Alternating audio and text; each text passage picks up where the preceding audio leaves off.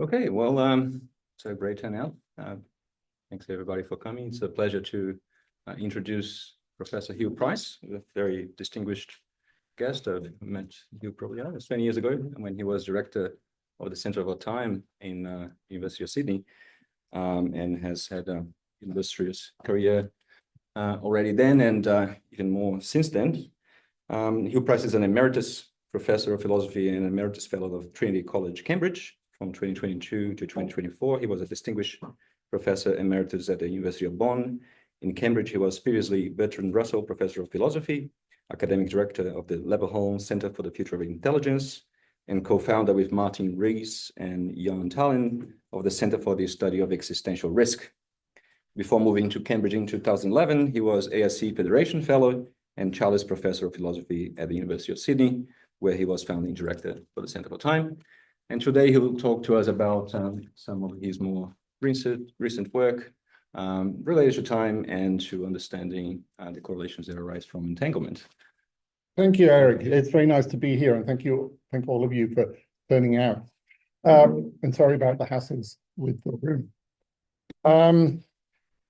Yes, I'm going to be talking about some recent work on entanglement that I've been doing with my collaborator Ken Wharton, who's on the call here to answer any tricky questions that physicists, I guess most of you are physicists, might have.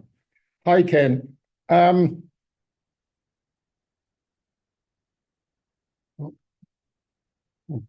Clicker doesn't seem to be working. Sorry, I might have selected the wrong screen to share. Did I?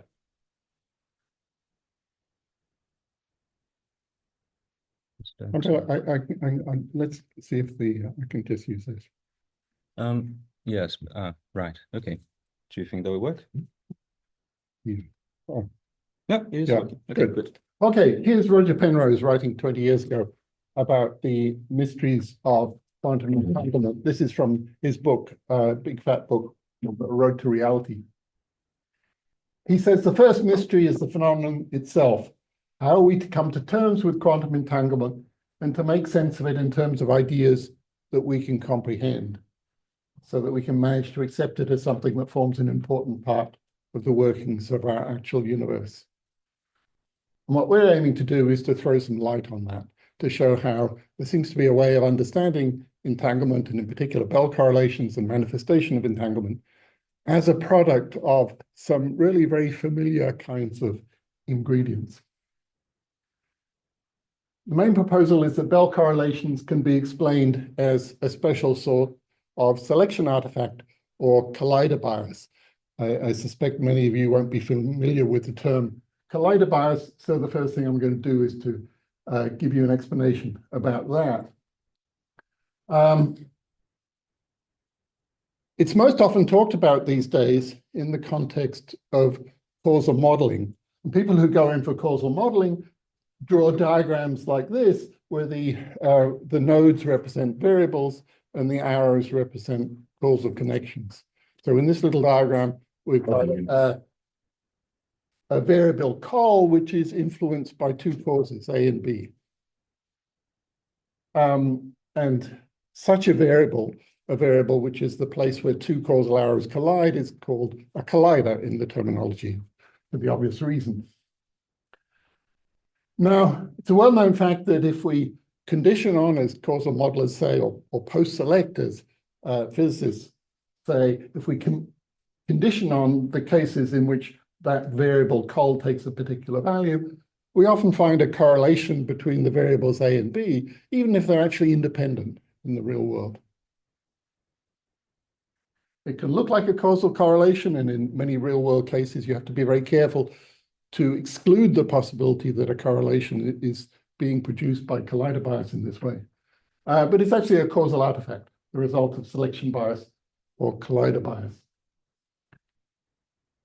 Here's a simple example, one I got from this British statistician, George Davies Smith. Suppose that Ivy College is one of these American colleges where people are selected for academic ability or athletic ability. So the admission test looks like this. There are two questions. Are you smart? Are you athletic? And the kids need a yes on at least one of those questions to get a yes on the admission question at the top. Okay, now imagine you're on campus at Ivy and you throw a ball to a random student, maybe one of these three. It hits them on the head and they fall over. You know immediately that they're not athletic. So that tells you that they must be smart. You can, as George said when he told me this example, you can go up to them, shake them by the hand, say, congratulations, I understand you're very clever. Now, so among Ivy students, there's a correlation between the two kinds of ability. If they don't have one, they must have the other. It might look like a causal correlation, but it's selection bias or collider bias. Those two things can be completely independent in the general population. And one way of seeing that it's not causal is to notice that it doesn't support counterfactuals. So suppose that Holly is an Ivy track star who struggles to get A's. Would she have been smarter if she'd been less athletic? No, if she'd been less athletic, she wouldn't have made the cut for admission to Ivy in the first place. Okay, but now we need a notion which I think doesn't have a name in causal modeling. And the name that Ken and I use is constrained colliders. So imagine that Holly has a fairy godmother. Maybe it's this one shared with Cinderella. And fairy godmother has decreed that Holly shall be admitted to Ivy, one way or the other. She decreed that at Holly's birth. Now, so as we say, fairy godmother has constrained the collider variable, setting it to the positive value. But even fairy godmothers can't change the admission rules at Ivy College. So the only way that fairy godmother can make sure that Holly gets in is to make sure that she qualifies one way or the other. So now it's true that if Holly had been less athletic, she would have been smarter. Fairy godmother would have taken care of it. I gave a version of this talk in Canada in the end of September, and somebody in the audience, actually a philosopher called Holly, as it happens, although that's not really relevant here. She said that there's a real life example of this in children's literature. So there's a case where, not Holly, but there's a hamster princess who learns something about her own future, and she realizes that she can exploit it. So what she learns is that 10 years hence, she's going to fall into a deep sleep. But that means that whatever she does before that, she's fine. And she exploits it to have a wild life.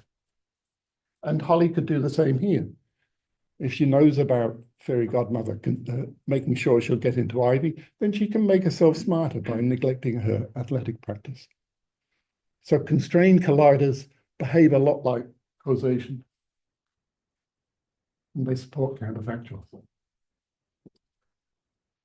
Okay, well, you might think, is this going to be a talk about magic? Well, fortunately not, because actually these things are extremely common and they don't require any magic.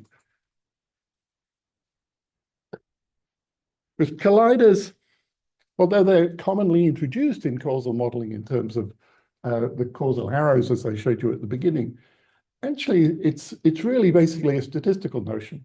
And you can find examples where you have the collider structure without any real causation involved. So here's an example. Imagine that you've got a big urn or box filled with triangular poker chips. And these poker chips have 3 identified corners, A, B, and C. And at each corner, there's a spot with a bit on it. If you're selecting these chips at random from this big urn, then as long as all 8 possible combinations of the bit values of A, B, and C are equally likely, then in the ones you select, there's no correlation between A, B, and C. But now imagine that instead of having all 8 possibilities, we only have 6, because the homogeneous cases, 1, 1, 1, and 0, 0, 0, are disallowed. Then there are correlations in the result. For example, a 1 at any two corners implies a 0 at the third corner. So now we have something that looks very much like a collider structure, but there's nothing causal going on here. It's entirely the statistics that we get when we pull these things out of the urn. So there's no real causation between A, B, and C at this point. And we can condition on these pre-causal colliders. So here's the full set of possibilities once the homogeneous ones are excluded. And this is what we get if we condition on C equals 1. So we post-select for the green cases.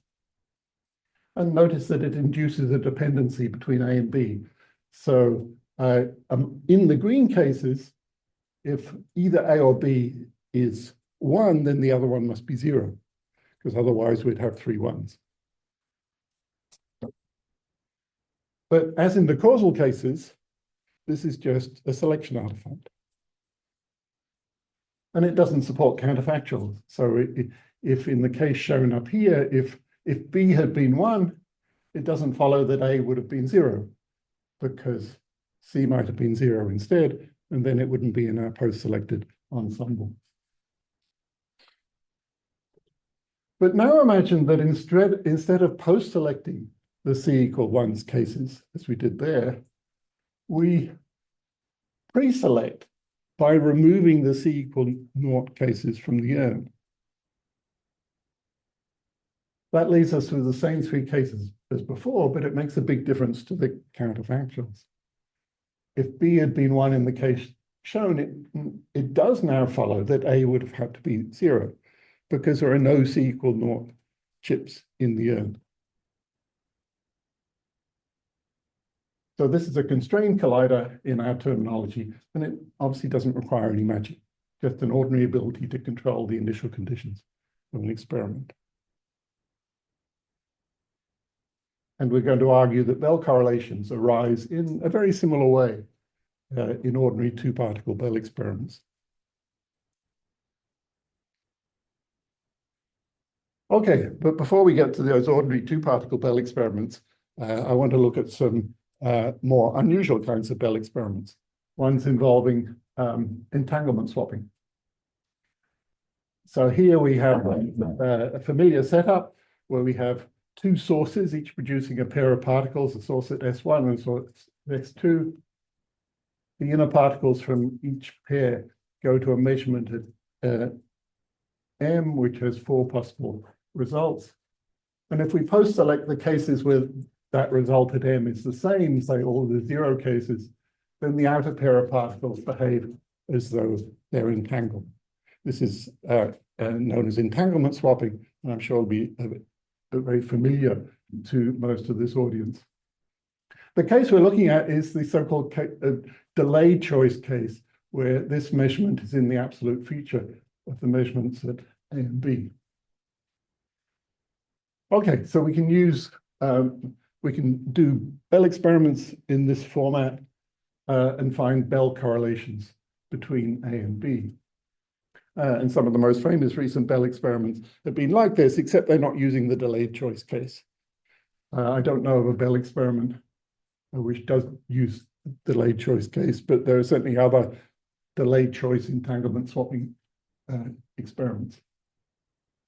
Does that mean that the outcome over here at B can be affected by what happens in the region of A?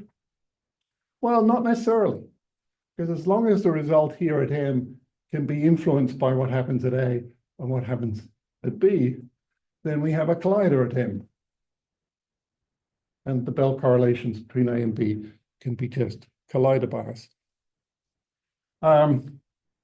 As we saw in Holly's case, collider artifacts don't support counterfactuals.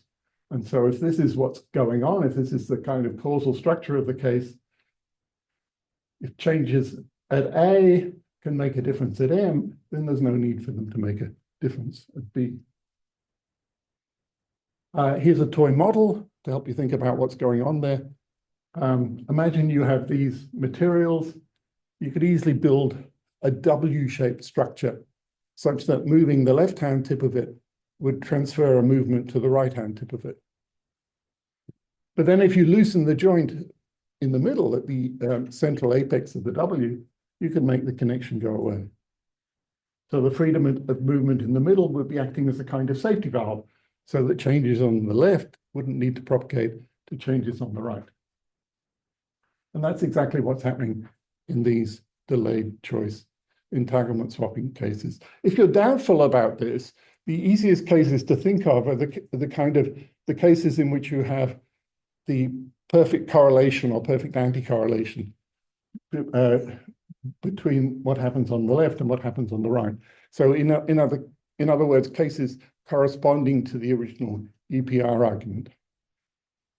So suppose that we were looking at one of those cases and that the settings at A and B were the same.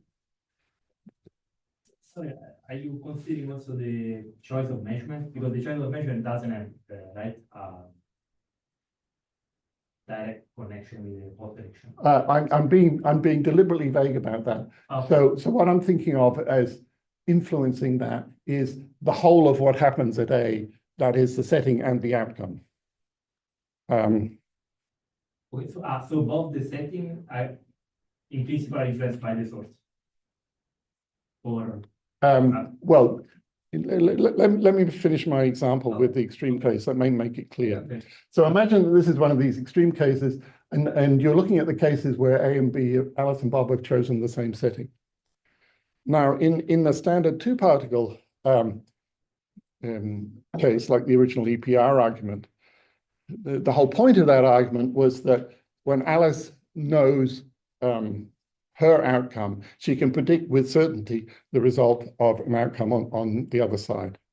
And a slightly different way to put that point is to say that in those cases, she can say, if my outcome had been different, then Bob's outcome would have to be different. But in these entanglement swapping cases, that's no longer true, because there's an extra possibility, namely that the measurement, the result of the measurement at M changes. So those perfect correlation cases are the easiest way to see the kind of causal structure which is making the difference here. So what's happening here is that the measurement M is giving us a kind of safety valve, and I'm using that green unlock padlock as a symbol for a safety valve. So that changes in the region of A needn't affect the measurement result at B. So in this special kind of Bell experiment, Bell correlations between A and B needn't imply non-locality across the W. Oh, there's a nice paper spelling out some of the details of this by Jørn Mjelva, who's a philosophy of physics postgrad in Norway somewhere. Okay, but what if there was something in physics that could act like Holly's fairy godmother, constraining the result of this measurement at M, fixing it to a single value, say 0? Then the safety valve would be closed, and then changes at A could no longer affect the result at the collider because that's constrained. So they'd have to affect the result at B. And again, you could do all that in terms of the perfect correlation cases. And so the effect of constraining that collider is, in effect, to restore non-locality between A and B. And that dotted line is just there to indicate the presence of non-locality. Okay, but where in science are we going to find a piece of magic to do that sort of job of constraining the collider? Well, luckily there's magic even in physics, and the particular piece we want is called the Horowitz-Maldacena hypothesis. And this is a proposal for dealing with the so-called information loss paradox in black holes. And so this is a familiar sort of diagram of a black hole. Here we have an instance of Hawking radiation, this pair creation at the horizon of the black hole, which creates two entangled particles, one of which goes out and one of which falls into the black hole. Now, according to the Horowitz-Maldacena proposal, what happens is that infalling matter from the past eventually meets up with this incoming Hawking radiation at the singularity. And then the singularity, in effect, performs a quantum measurement on those two incoming sources of information. This is from their original paper. They say in the process of black hole evaporation, particles are created in correlated pairs, with one falling into the black hole and the other radiated to infinity. The correlations remain even when the particles are widely separated. The final state boundary condition at the black hole singularity acts like a measurement that collapses the state into the one associated with the infalling matter. This transfers the information to the outgoing Hawking radiation in a process similar to quantum teleportation. Now, they don't say there, but it's crucial to their proposal that this measurement can only have one value rather than the usual range of values. And that's crucial because it's crucial to the work they want this to do, that it supports counterfactuals. It has to be the case that if different information had fallen in here, then different information would have come out here. So what they're proposing here is, in our terminology, exactly a constrained collider.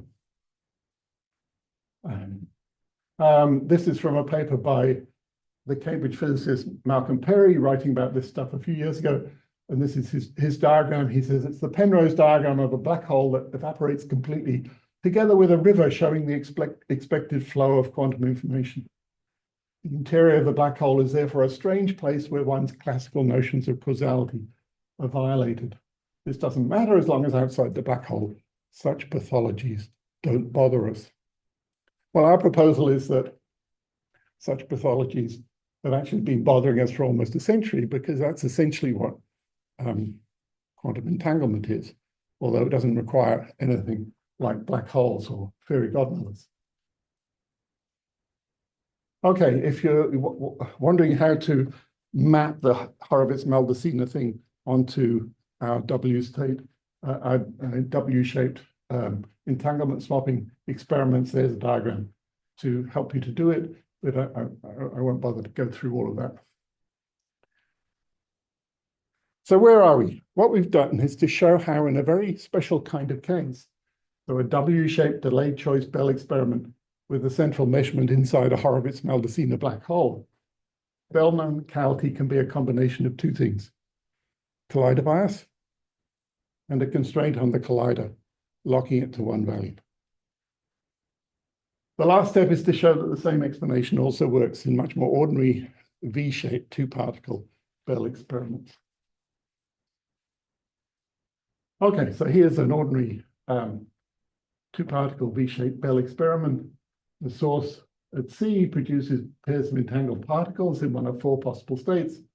We've chosen this one so that we can most explicitly make the comparison with the W-shaped case, in which there are all those four possibilities. And the two entanglement particles go to the measurements at A and B.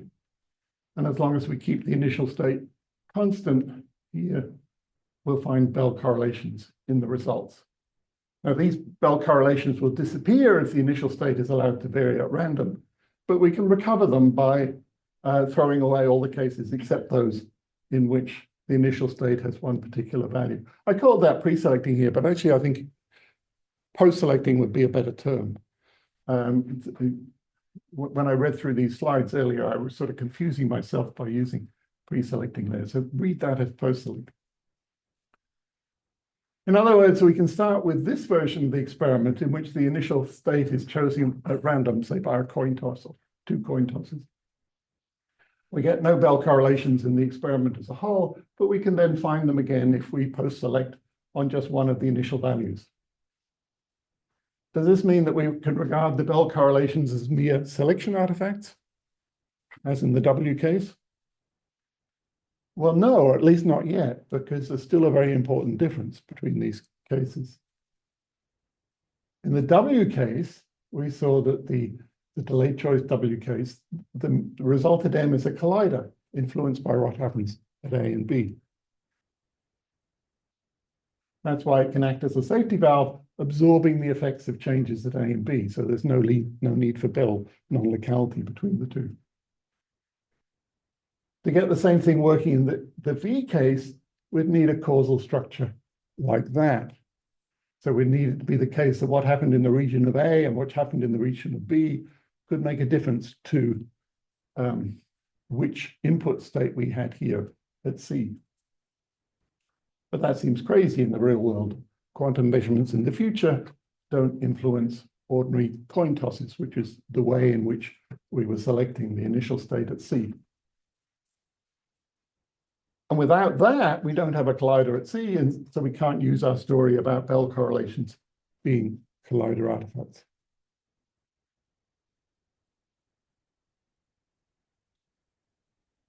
What to do next? Well, one way of thinking about what we're going to do next is to think about the difference between inputs and outputs. See, that those are the two kinds of experiments we've been looking at, and we can set them up so the correlations are exactly the same. And the only difference is that at M, we have outputs, whereas at C, we have inputs, things we can control. And in the W case, the Horowitz and Maldacena proposal effectively eliminated the outputs at M, replacing them with a single input imposed by the boundary condition. And we now need to do the reverse move in the V-shaped case. We want to eliminate the inputs at C by considering a regime in which there's no such thing as preparation. Okay, that brings us to what we call the unpinned regime. Here are some ordinary time asymmetries in the world as we know it. The future is open, but the past is fixed. In ordinary means-end reasoning, our ends are typically later in time than our means for achieving those ends. We typically control the initial conditions of experiment and only indirectly their final conditions. And causation runs from past to future and not vice versa. Now, there are many subtle issues which I'm brushing aside here about these asymmetries and about the relations between them. But let's ignore those and lump them all together under one heading. And the heading we use is initial control. Where does initial control come from? Why is our universe time asymmetric in these striking ways? Again, there's a lot of disagreement about the details, but a lot of agreement about the big picture. This is Penrose's version of the big picture. His depiction of the fact that our universe seems to have begun in an extremely special low entropy state, nowadays often called the past hypothesis. I don't know if you can read Penrose's caption here, but he says, in order to produce a universe resembling the one in which we live, the creator would have to aim for an absurdly tiny volume of the space of possible universes, about 1 in 10 to the 10 to the 123 of the entire volume. The pin and the spot aimed for are not drawn to scale, he tells us helpfully. Okay, so that's where all initial control comes from. In some way, it comes from the fact that we live in a universe which has this incredibly special initial state. What we want to do now is to focus on the entire collection of universes from which Penrose's creator is making their choice. We call this the unpinned regime. So one of the reasons we're using this picture is because it has this helpful visual depiction of this regime. There's a big, rather floppy white cube. And by definition, this collection doesn't have the time asymmetries that result in the actual world from the special initial choice. Call this the unpinned regime. Can we talk about causation in the unpinned regime? Well, that's a nice question, but the answer is yes, as long as we restrict ourselves to what some physicists think is the only respectable notion in any case. This is a quote from Hawking. Hawking says in a paper at 1994, in physics, we believe that there are laws that determine the evolution of the universe uniquely. So if state A evolved into state B, one could say that A caused B, but one could equally well look at it in the other direction of time and say that B caused A. So causality does not define the direction of time, Hawking says. Now, many people, certainly in philosophy and I think also in physics, would disagree with Hawking about this. But if you have that notion of causation, then you can still have it in the unpinned regime. And with that time-symmetric notion of causation in mind, let's revisit the V-shaped Bell experiment. So let's go back to this case, but now imagine that it's happening at random, somewhere in the vast space of possibilities. That is the unpinned regime. In the unpinned regime, basically everything that's possible to happen does happen sometime just at random. For example, this is a famous example, there will be, just at random, there will be randomly created brains that have the experiences that my brain is having now. And these things are now called Boltzmann brains. And there's a nice, in some cosmological models, it turns out to be a nice challenge as to whether we have a good reason to rule out the possibility that we ourselves, each of us individually, might be Boltzmann brains. Yes. Yeah, don't mind me asking. So when you say it's unpinned, it seems like you're actually saying that you're like picking something at random from a random ensemble, just taking a random ensemble and picking a point. So isn't that actually pinned because you're talking about something specifically? If you're talking about specifically, haven't you pinned that specific? No, and so if you wanted to model this, I mean, it's hard to model because of the size of the numbers involved. But setting aside that difficulty, you model it by setting up some model which is modeling the unpinned regime, and then you just wait for it to produce the events you're interested in and post-select on those.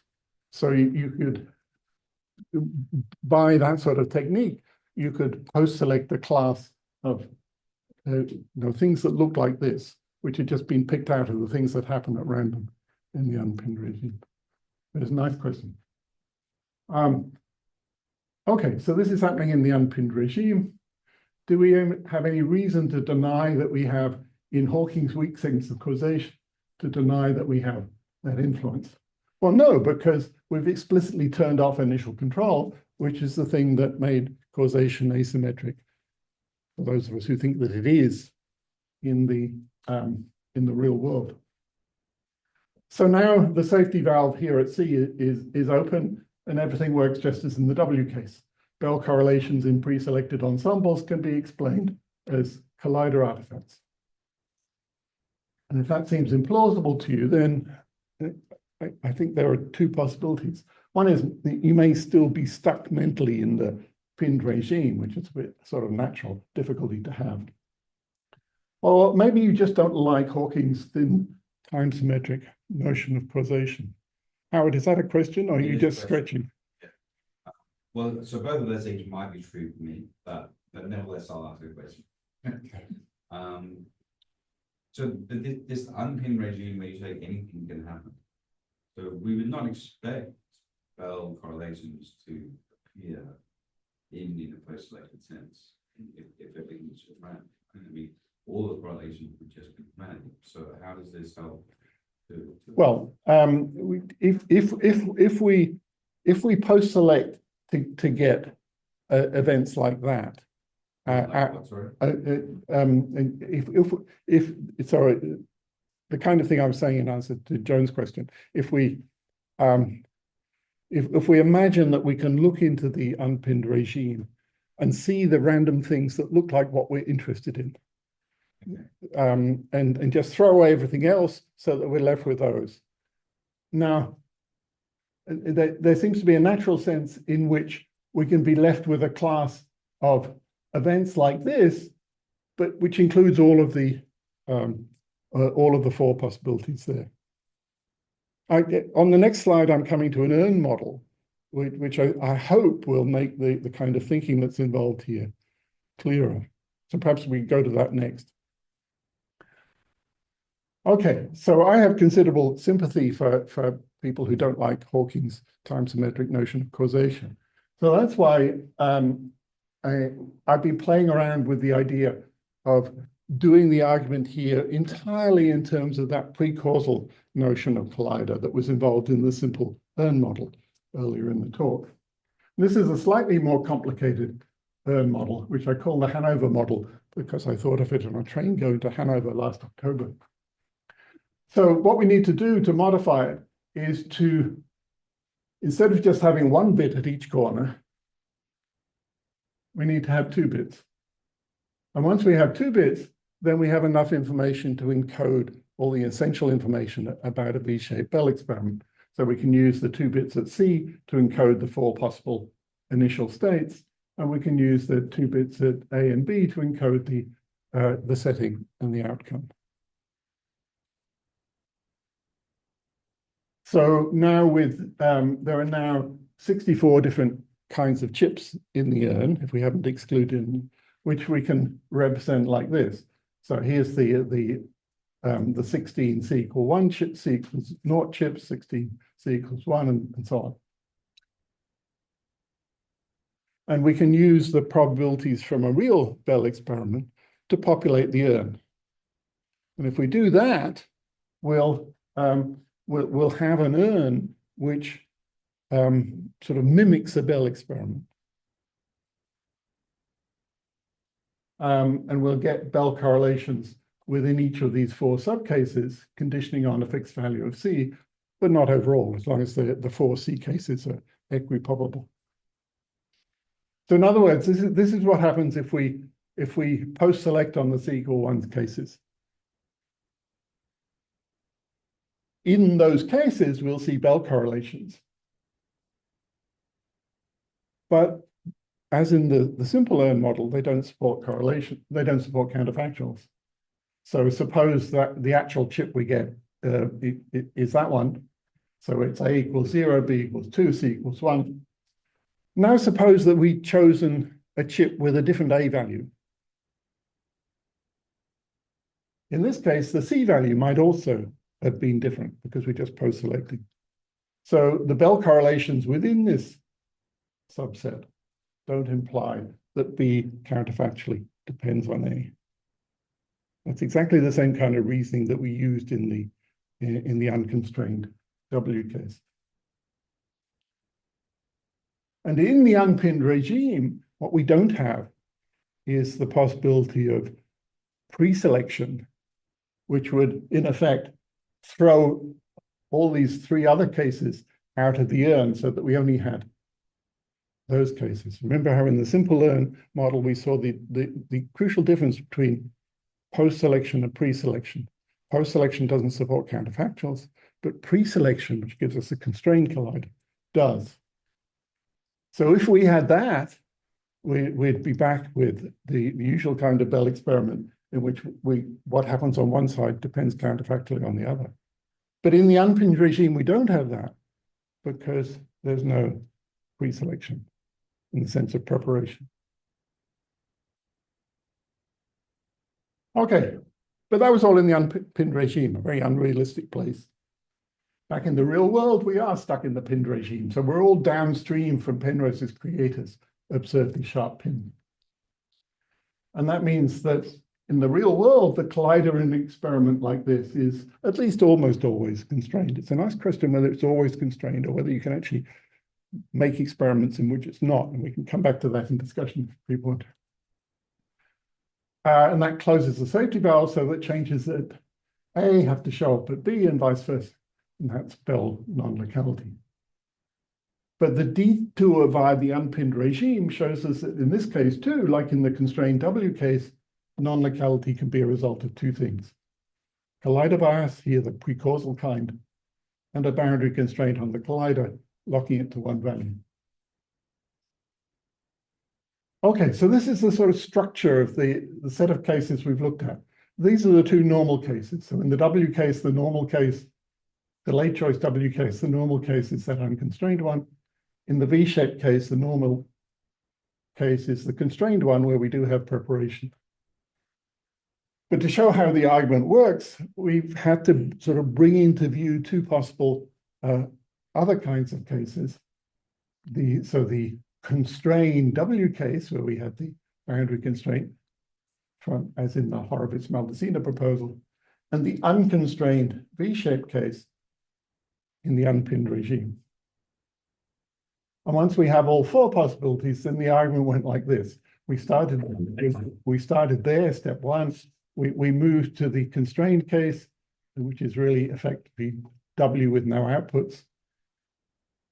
we then wanted to find V with no inputs, that's in the unpinned regime, so that we could get back to the ordinary kind of case that we're trying to explain and show that it really results in the same way as the non-locality that we get up in the W case.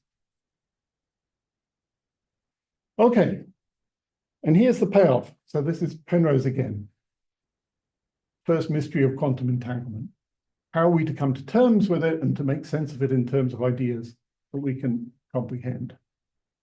Well, colliders and collider bias are sort of very familiar notions elsewhere. They're not mysterious at all. And constrained colliders are not familiar and not previously named as far as we know, but they're both easy to understand and staggeringly ubiquitous in the real world once we understand the significance of Penrose's own point about the creator's pin. However, we haven't said anything about Penrose's second mystery of entanglement. Penrose puts it like this: why is it something that we barely notice in our direct experience of the world? Why do these ubiquitous effects of entanglement not confront us at every turn? He says, I do not believe that this second mystery has received nearly the attention that it deserves, people's puzzlement having been almost entirely concentrated on the first. As I said, we haven't said anything about this, and if any of you have suggestions, we'd be very interested to hear them. I think there's a sense in which if our answer to Penrose's first mystery is right, then the second one becomes even more pressing. Because if what's going on in entanglement is as simple as this in terms of colliders and constrained colliders, then why is it that it only shows up in the quantum world?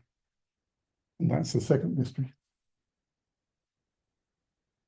Okay, a possible bonus.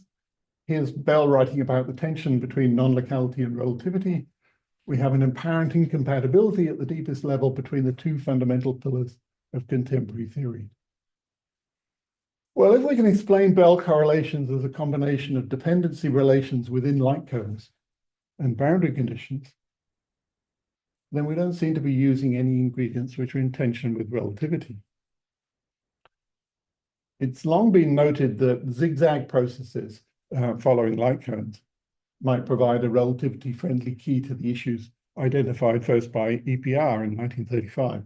This is the French physicist Olivier Costa de Beauregard, who came up with this idea of a sort of zigzag connection in EPR cases in the early 50s in response to the EPR argument before Bell. Although once Bell's work came along, he thought it was applicable there too. And constrained colliders seem to give us at least an operational level mechanism for these Parisian zigzags, as some of us have been calling the thing that Costa de Beauregard put his finger on. Okay, so there's a possible bonus. Thank you.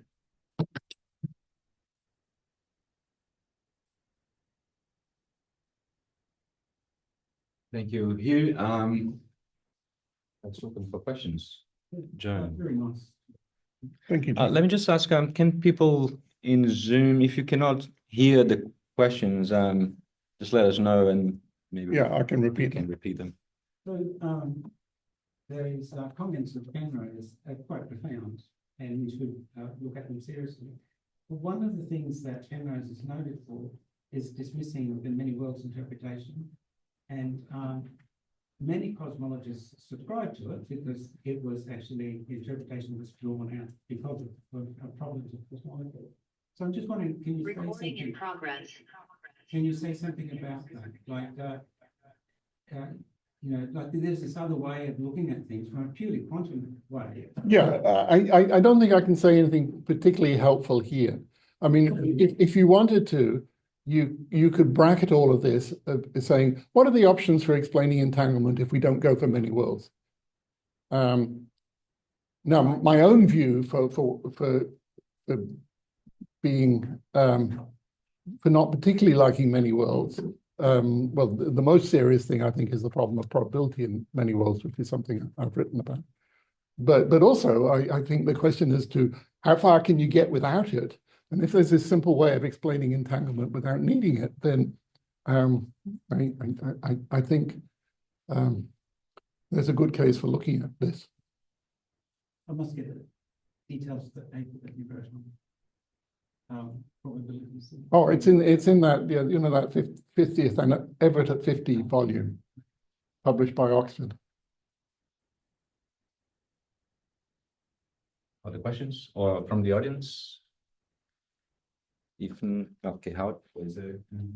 Well, I have a question, but I'll just wait for. Oh, you go. Yeah, so one is, I don't think I disagree with anything you said there, right? I think that there is certainly this parallel between the case where you're constraining a declaration of an entangled state and constraining an effect in a measurement.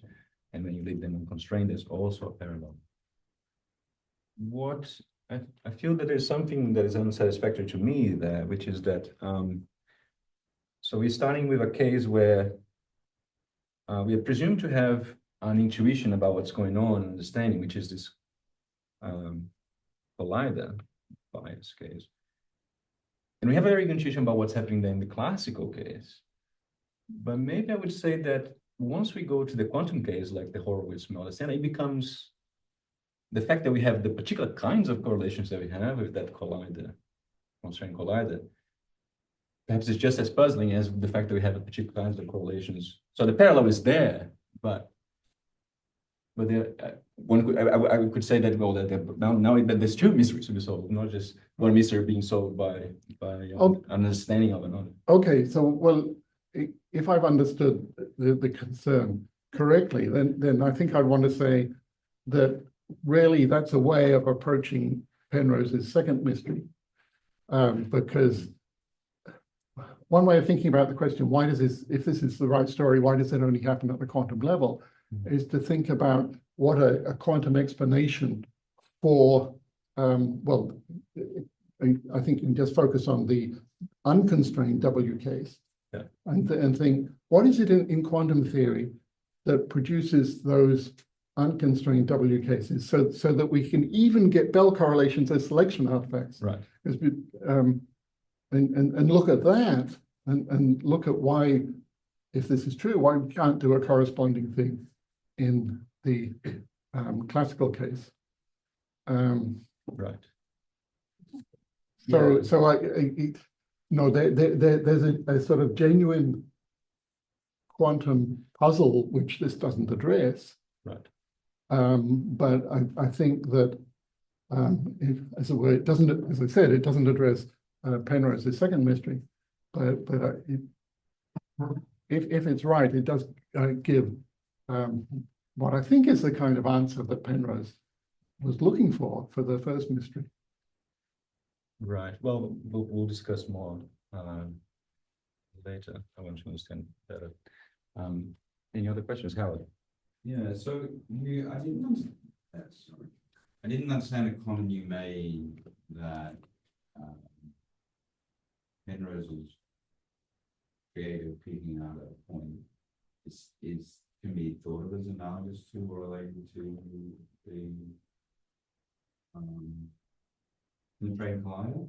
Yeah, I just didn't see what. Well, all the constrained colliders that we're familiar with, the ones that are relevant here, like the cases in which we prepare the initial state of an experiment, our ability to do that it's all downstream from the lower entropy boundary condition. I mean, more locally, it's downstream from the abilities that we have from living close to the sun, which is a kind of source of low entropy photons. Right. Okay. But it's only a constrained collider if you accept the retrocausation. No. That's the point. So in the past, I used to think that I used to be interested in retrocausal hidden variable models. So then once we got into this notion of colliders and constrained colliders, I thought that the way to do it was to have a model like that, where if you have retrocausality at the hidden variable level, then you have a collider at the at the beginning in a V-shaped Bell experiment. But then at some point, it was actually I know exactly when it was because I was giving a talk about this stuff in July 2023 in Dortmund, a little physics group there. And I was trying to explain it on their blackboard. And it struck me that instead of talking about a hidden variable lambda there, I should be talking about the initial state. What I'm talking about is a C here. But you did, I mean, but when you talked about it as a constraint collider, you did have these green arrows going. Yes, and I presented those in two ways. One is in terms of Hawking causation, which is symmetric anyway. The other is in terms of the pre-causal notion, as I called it, that I use the EARN models to introduce. And if you're doing it that way, then it's not retrocausal because there's no causation in your picture at all. But it's true that there's a kind of dependency between what happens at A and B and what happens at C. But Right, okay, well, no, yeah. We'll discuss this more, but now it just seems to me like you've moved from retrocausation to superdeterminism. But okay. No, other people have said that they think of this as superdeterminism. But if it is, then it's a version of superdeterminism which simply uses materials which are already on the table in Penrose's pin. And so, no, if it was true, no, I don't think it's true, but if it was true, because the reason I don't think it's true is because there's nothing in here about control of Alice and Bob's settings. So there's none of that common cause structure that you have in a superdeterminist model. Yeah, but if you want to call it that, then it's a way of doing superdeterminism with familiar ingredients that everyone's committed to anyway. Yeah, well, I also had comments about that role of the setting, but yeah. Don't want to take up too much. John? I was going to ask about I really don't understand the term superdeterminism, but I do understand the fully causal model of was it Brand's fully causal model. So which model is that? Well, it's you talked about the common causal effect in the past, right? And that's the Brand's of Brand's and Dickey. You know, Brand's is Oh no, I don't know that one. fully causal model, so you get higher correlations than you would develop doing it like developing. So that's called. So yeah, I was just wondering. So you have your collider. Couldn't you have like another input that decided on measurements what we're going to do at all places? So yeah.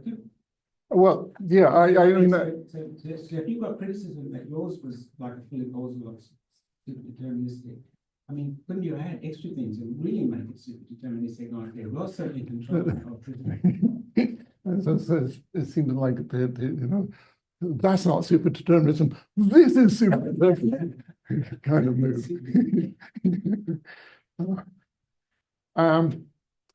You don't want to go there. I think. Well, yeah, I don't. Since I don't know that Brand sticky thing. I've got no idea what going there would involve. I'll pass that question on to Ken if he's still here. I am still in 1 minute. Can you guys hear me? Yes. Yeah, I will say that just because I think this account is compatible with adding lambda. Until you add lambda, you can't really even talk about retrocausality or superdeterminism. If you were then to say, okay, let's flesh this out and add a hidden variable, then it would become retrocausal. But those categories don't even apply here because where there are no lambdas in this discussion, right? So you can't even categorize it. Yeah, I tend to agree that I don't see why it's super deterministic. I don't even think it's deterministic at all. No, I mean super deterministic in a loose sense. So yeah, I mean, it's a bad. So yeah, I mean, one day I hope to have a complete hidden variable model with lambdas and we can see exactly how it's working. But until then, this is sort of the level we can discuss without delving into that. I didn't talk about A and B. Yeah, talking about the choices there in a single node. Sorry, in this talk, and this was a change from ways in which I've presented it in the past. I wasn't. So when I had those W's with the green arrows like this, I wasn't thinking of the source of those arrows as being precisely the measurement settings on either side. I was thinking in more sort of general terms. Well, in effect, they're thinking of the combination of Also, the arrow from the sources to A and B would influence, in principle, also the choices. If you consider this node, like I think you should, if you explicitly consider the measurement setting. At that point, will be, if not retrocalculation, will be that the source influence the choices are correlated with the choices of method. But if we're doing this in the unpinned regime and we don't have causation anyway, then to say if it's not retrocausation, it's forward causation is a false choice because you don't have to accept either. So even the concept of a collider will not, because it's rooted in causation. Right? Well, but no, so the point of the first toy model was to show how even though the term collider is often introduced in terms of causation, the basic structure is just a probabilistic structure. And interestingly, recently I had a look, because another of the names that this phenomenon has is called Bergson's bias or Bergson's paradox. Bergson was a statistician and physician working for the Mayo Clinic in the 30s and 40s. And he sort of got his name on this statistical phenomenon, even though other people had noticed it decades before. But if you look at the Wikipedia entry for Bergson's paradox, it doesn't say anything about causality. There's a nice explanation of it in terms of conditional probability. So if it doesn't say nothing about causality, so even the theorem doesn't hold them up. Well, I mean, if one doesn't have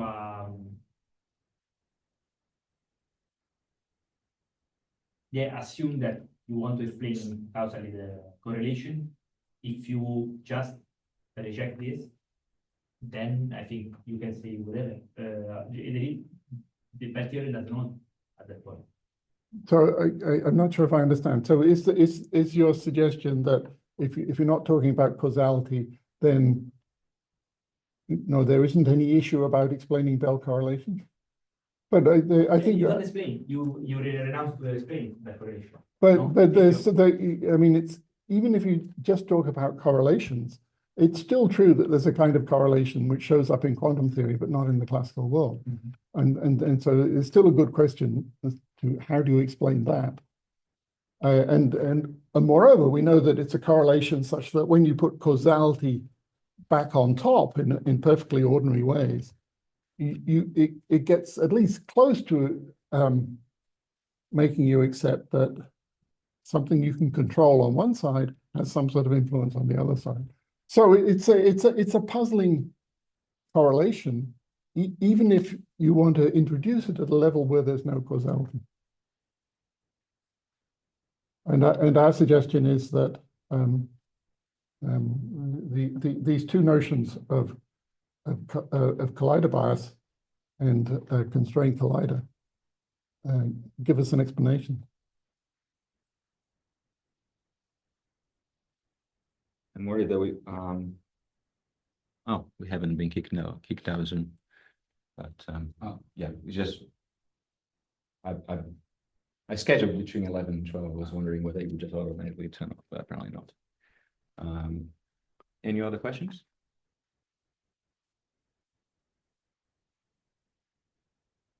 Well, since we did get to 12, it's probably a good time then to stop. Thanks again, you very much for the very interesting talk.